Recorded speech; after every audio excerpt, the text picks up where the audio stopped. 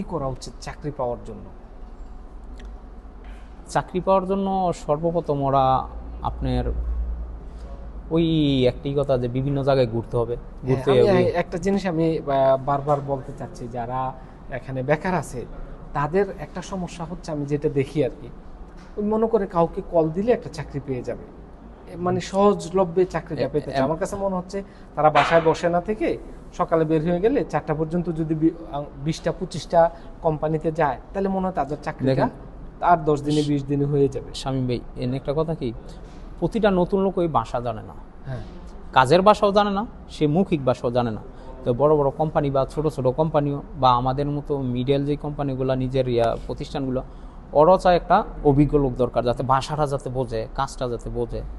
কিন্তু না পাইরা নিতেছে লোক, নতুন লোকও নিতেছে, আমরাও নিছি এরকম। হ্যাঁ, যারা যারা ইনভেস্টার লাইসেন্স করে ওরা 50% নতুন লোকই নেয়। হ্যাঁ, হ্যাঁ, হ্যাঁ।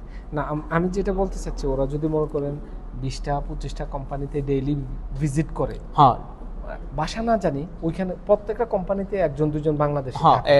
যদি নক করে, ওই যে হ্যাঁ, বললেন যেটা, যদি নক করে অবশ্যই ইনশাল্লাহ চাকরি হবে। চাকরি। 10টা জায়গায় যদি নক করে, হয়তো বা 1 মাস পরে একটা জায়গাতে বা 2টা জায়গাতে হ্যাঁ, রিপ্লাই না, মেসেজ আসবো। আপনি দেখেন ডেইলি যদি সে সকালে 9টার সময় বের হয়, 20টা কোম্পানিতে যায়, পরের দিন আরো 20টাতে যায়, পরের দিন আরো 20টা, তার জন্য কিন্তু বিশাল বড় একটা বিশাল চাকরি অবশ্যই চাকরি, 100%, হ্যাঁ, যদি 100% হয়ে ওভার যাবে। 100% ইনশাল্লাহ। হ্যাঁ, কিন্তু অধিকাংশ বাংলাদেশিরা মনে করে যে কারো না কারোর কল দিলে সম্ভবত একটা চাকরির ব্যবস্থা হয়ে যাবে। আমি মনে করি আপনারা বাংলাদেশিরা যারা বেকার বসে আছেন, বাসায় বসে না থেকে বের হয়ে যেতে হবে, বিভিন্ন প্রতিষ্ঠানে যান, ডেলি 8-10টা কোম্পানিতে ভিজিট করেন। ভিজিট করার পরে আপনার দেখবে যে যে কোনো, আপনি ভাষা না জানেন সমস্যা কি, প্রত্যেক কোম্পানিতে বাংলাদেশিরা রয়েছে। আপনি ওইখানে গিয়ে চাকরির জন্য অফার করেন, 20-25টা কোম্পানিতে ডেলি যদি যান, 1 সপ্তাহের মধ্যে আপনাদের চাকরি হয়ে যাবে।